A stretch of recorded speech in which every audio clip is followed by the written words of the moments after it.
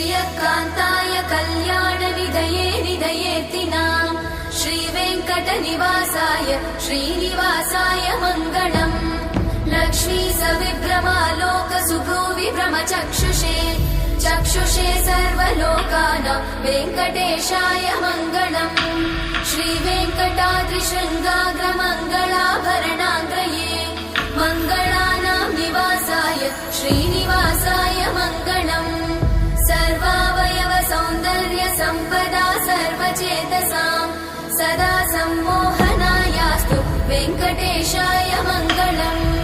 नित्याय निरवध्याय सत्यानन्दचिदात्मने सर्वान्तरात्मने श्रीमद् वेङ्कटेशाय मङ्गलम् स्वतः सर्वविदे सर्वशक्तये सर्वशेषिने